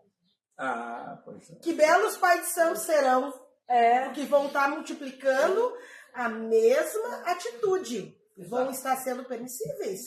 Né? Mas também, também, às vezes, essa coisa do ciúme, ela é provocada também, não é? Eu já vou... Tipo assim, não entendeu? Sim, tô provocando. Daquela ideia de que o ciúmes é prova de amor, né? De que, então eu tenho que fazer tu sentir ciúmes de mim, porque eu me sinto amada, né? Me sinto valorizada dentro dessa relação. Tipo assim, se ele conversou contigo e disse assim pra ti, Catiele, vamos sair, mas a roupa que tá me deixa... Eu não tô legal com a roupa que tá colocando, mas tudo bem, eu só tenho que te falar isso. Me deixa incomodado. Daí tu percebeu que o cara tá com ciúme de ti. Vamos Vamos lá, então, o que tu faria? Tu tiraria essa roupa ou tu iria com essa roupa? Eu iria com a E minha o roupa. que tu iria falar pra ele? Pra ele fazer terapia.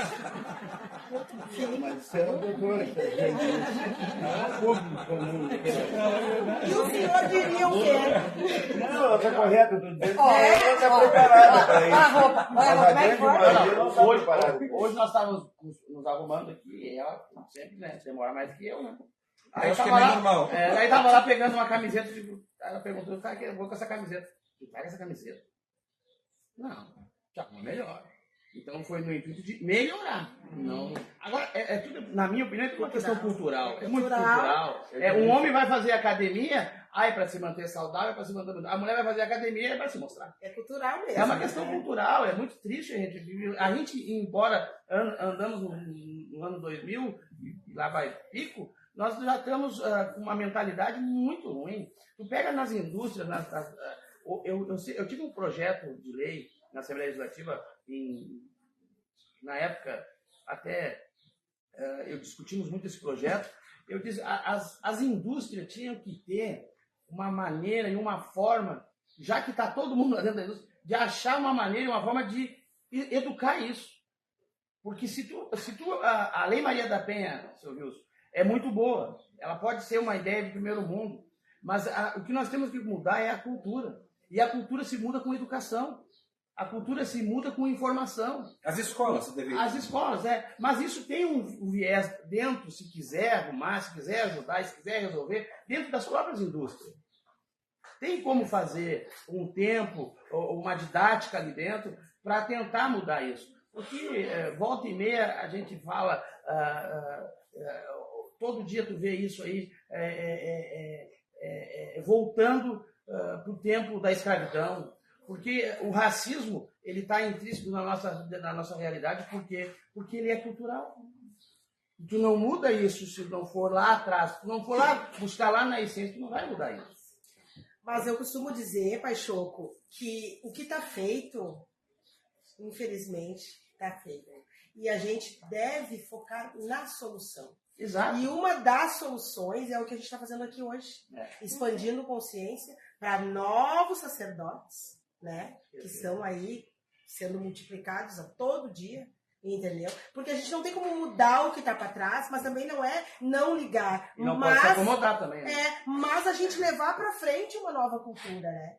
Como o caso que aconteceu com ela ali, com a menina, né? Tem que colocar a boca no trombone, tem que levar isso para frente, porque a gente não vai mudar o mundo, isso é fato. Mas se ninguém fizer nada, se a gente continuar, nós sacerdotes aí, pessoas comuns, continuar achando que há uma grande divisão, não vai mudar. Vai continuar tudo a mesma coisa. Então eu sempre costumo dizer pro pessoal lá, vamos focar na solução, porque o leite já derramou, vamos focar na solução. Porque mais e mais pessoas vão continuar nascendo. E não vai mudar nunca, então. Né? Para a colocação para o Paulo, eu disse inicialmente que nós não ignorávamos o problema do ciúme, por exemplo. Mas sempre vivíamos com um problema social. Né? Como é que a espiritualidade conseguiria trabalhar em cima disso? Tá. A questão de trabalhar a consciência, o se conhecer, né? É o momento em que eu começo a trabalhar, olhar para dentro de mim. E o autoconhecimento, eu acredito que dentro daquilo que eu trabalho, que é a espiritualidade, mas eu acredito também não tão distante da psicologia, é o que vai impulsionar essa mudança. Então, eu vou melhorar a questão da minha consciência, eu vou me conhecer, eu vou me perdoar, eu vou querer melhorar, eu vou chegar a uma conclusão que aquele sentimento de ciúme, de inveja, está me fazendo mal. Outra coisa que eu acredito muito é na cura pela palavra. Eu digo, eu sinto isso de ti. Eu não quero sentir isso. Mas nesse momento tu comprou esse carro e eu me incomodei. Eu, quando vi esse carro, me incomodei. Eu tive esse sentimento.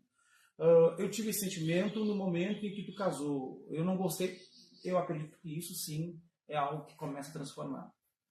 Por isso a oração é importante, porque a oração, se tu for falar, estou falando com Deus, eu estou falando dos meus defeitos, eu estou colocando para fora. Estou falando com meus orixás, eu estou revelando a palavra. Então, a consciência, a mudança, o querer mudar, me faz mal, eu não quero isso, me atrapalha, me afasta das pessoas, eu não quero mais. Se tu não fala, e se tu alimenta isso, e se tu vai dando poder para isso, se tu vai alimentando essa raiva, esse ódio, essa discórdia, ela potencializa, pelo menos dentro da questão espírita, é assim que nós vamos nos aproximando da transformação. Eu achei importante, Paulo, mas eu quero dizer assim que está falando para pessoas que têm um determinado alcance, uma consciência. Mas o grande público que não tem essa consciência, ninguém chegou para despertar nele, isso aí. Eu estou falando do grande público. E a pessoa como é que chegaria a essa colocação que fizesse aí? Como é que... Mas aí o senhor diz pessoas que chegam no centro espírita, as pessoas que vêm de fora. Eu até falo no público geral, porque eu acho que... Como é que vai fazer isso acontecer fora do centro? Concretizar isso aí. Aí é um trabalho, aí é que nós estamos falando há pouco tempo, um trabalho conjunto. É isso onde que nós estamos fazendo agora. É onde eu bato. É um trabalho em conjunto. Um trabalho em conjunto, sabe? As escolas, as empresas, sabe? Teriam de trabalhar isso, né? Ter mais psicólogos ativos nas escolas, nas empresas, Eu acho que na casa de religião, né? nas casas de religião, isso que nós estamos fazendo, trazendo os psicólogos para dentro, isso eu acredito que até é pioneiro, né? Sem vaidade, mas eu acho que somos uns dos primeiros a estar construindo essa ideia. O Estado poderia entrar, né? O Estado deveria de entrar nisso, porque veja só qualidade também. Quanto iria diminuir isso aí, né? De criminalidade. Como ia diminuir a criminalidade? A quem interessa que... Bom, não vou falar, né? Deixa assim. Não vamos arrumar inimigos nesse momento. Mas a quem interessa. Trazer mesmo. A gente tem, como nós comentamos lá na reunião com a mãe Josi e Mulheres Gerando, no sábado, eu ainda cheguei a comentar, se eu não fosse tão velha, eu ia voltar. Mas não. Eu ainda disse, porque além de ser orientadores, nós somos psicólogos, só que nós não sabemos também chegar ao ponto como ela, que estudou. Então seria muito bom mesmo a gente fazer esse trabalho em conjunto, trazer um psicólogo. Mas a gente aprende com a vida. Sim. Verdade, mãe. Esse é o dia a dia, as Verdade. pessoas. Como é seu nome? Mãe Evanaide. Agora, foi fantástico, a gente aprende com a vida. Isso que a senhora falou, mas também tem que querer, né? Assim, tem que querer. Eu tenho que reconhecer que eu tô doente. Né? Que eu tô invejoso, que eu tô com raiva, que eu tô iracundo, que eu estou com essa, que eu tô afetado. E que eu preciso. E que eu preciso. Mas a minha dúvida é de saber isso aí, ter consciência. É muito difícil, você ouviu? É muito difícil. É como aquele peixe que está dentro da água e não tem consciência da água. Vou falar por mim. As primeiras vezes que eu fui no centro. A primeira vez que eu fui, eu vou confessar.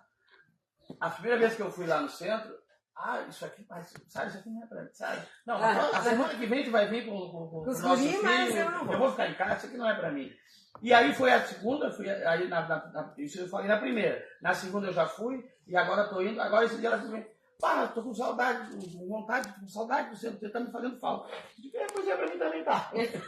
Mas é difícil, gente, é difícil. Mas eu tenho uma pergunta para o senhor. Por que é difícil?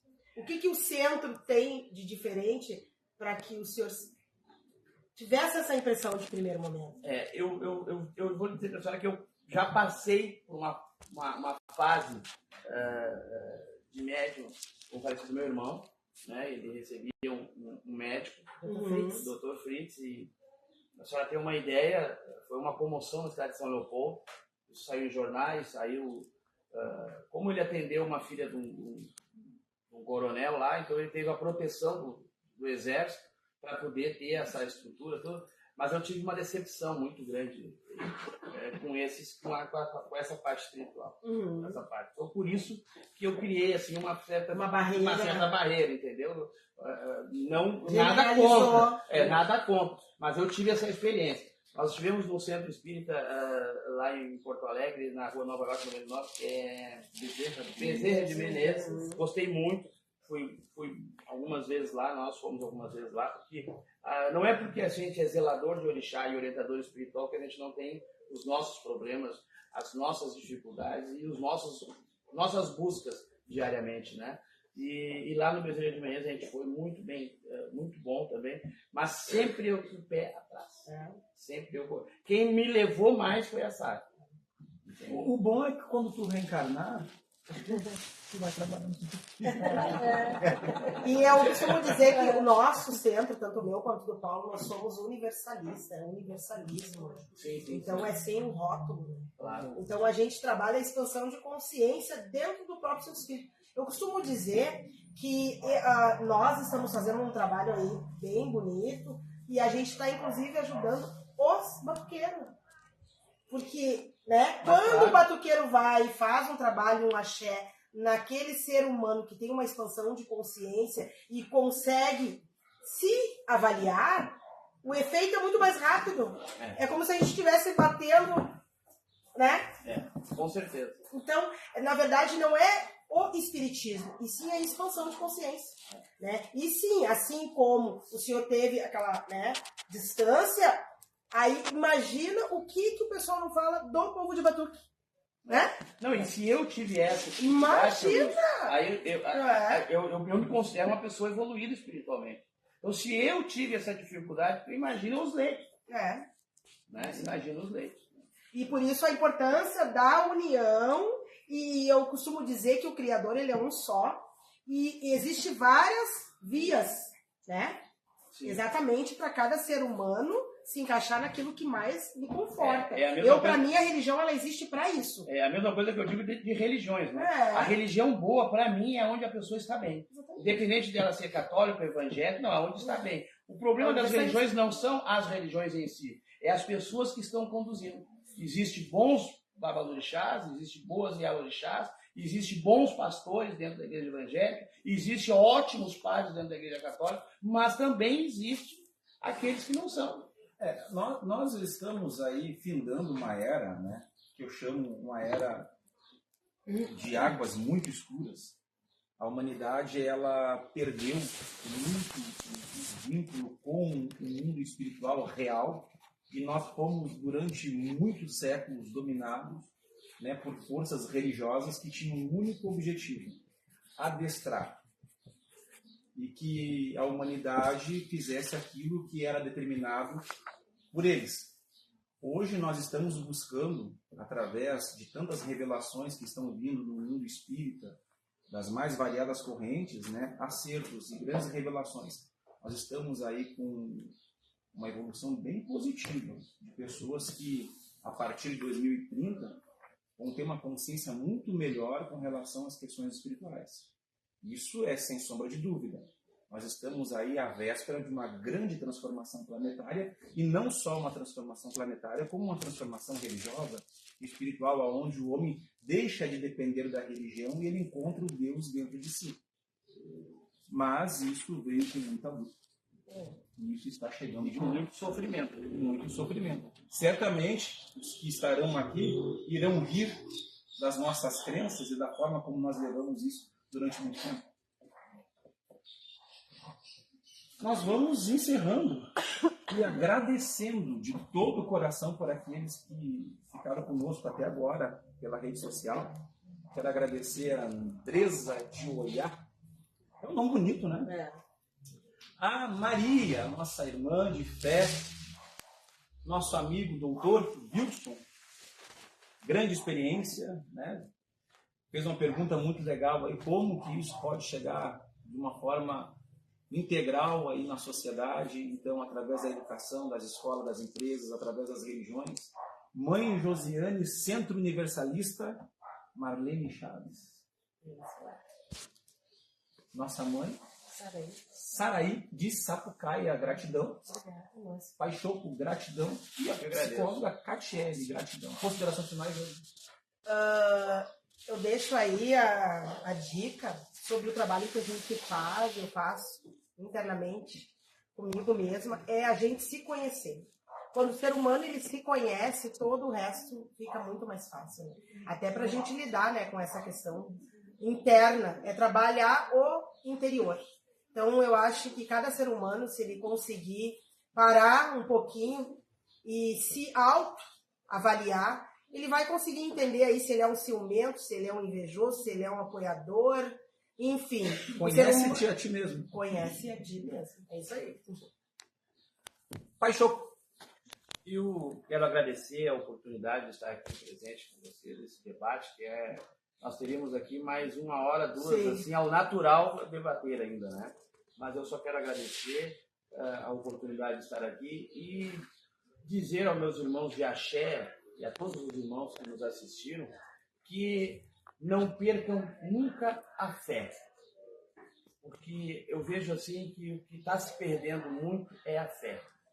E aonde não tem fé, não se prospera. Seja na igreja, seja no batuque, seja na católica, na evangélica, enfim. Mas não deixe de ter fé e acreditar em dias melhores. Doutor, considerações final?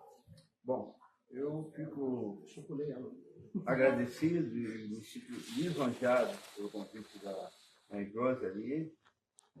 Posso dizer hoje aqui, talvez não conheça, conheci ela menininha, pequena. Ah, conhece ela?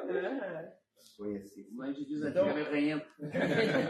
eu fico muito grato mesmo e minha mensagem, eu acho que assim, o pessoal fazer uma autocrítica. Acho que é importantíssima a autocrítica.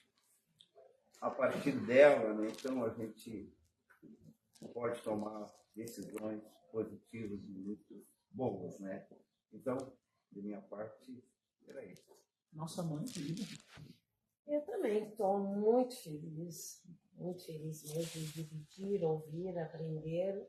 E o que eu peço é mais amor, tolerância, rezar, prazer.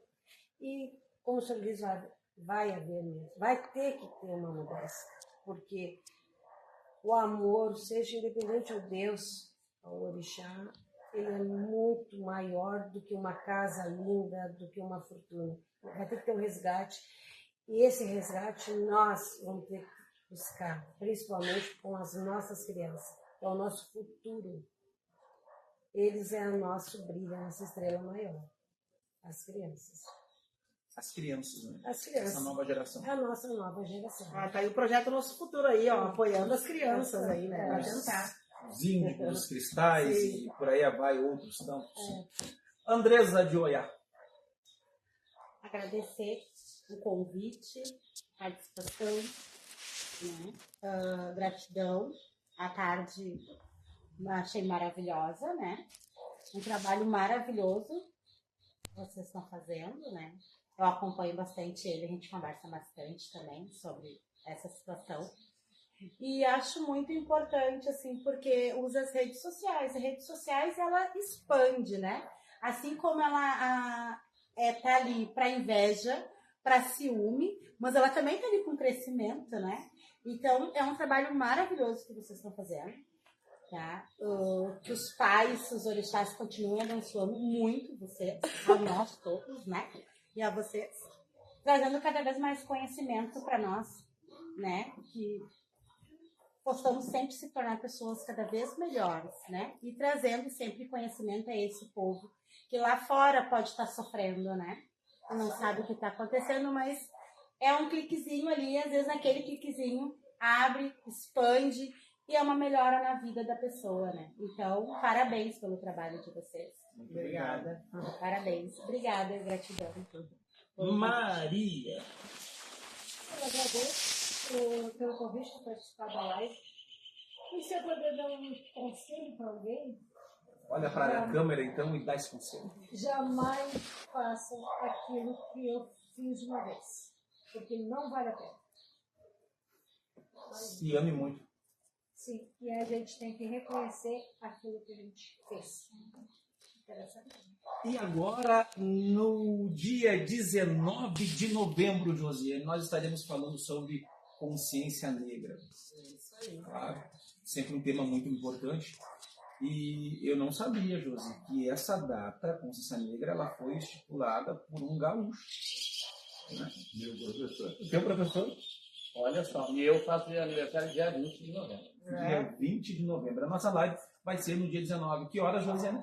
17 horas. Aonde? Lá no terreiro de Xangô, lá no Marlene Chaves. E Marlene Chaves fica onde? Viamão, na Albino Becker, 893. Albino Becker, 893. Agora, no dia 19, às 5 horas da tarde, com a psicóloga Vanessa. Vanessa. Estaremos aí falando sobre negritude, sobre racismo. Olha, Josi, olha os que estão aqui comigo. Quem dera se não precisasse voltar a falar sobre isso. Ninguém nasce odiando pela cor da pele, nem pela religião, nem por nada. E se aprendemos a odiar, nós também podemos aprender a amar. E nossa função aqui é trabalhar, buscar, expandir consciência. Centro Espírita Universalista Luz e Vida, Rua Janete Cléa, número 817. Mulheres de Aruanda, com a psicóloga Catiele Mantelli. Forte abraço a todos. Forte abraço. Com Deus.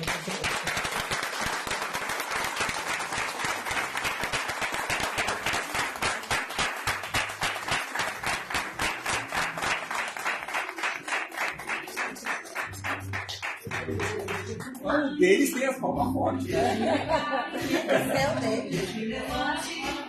Boa tarde.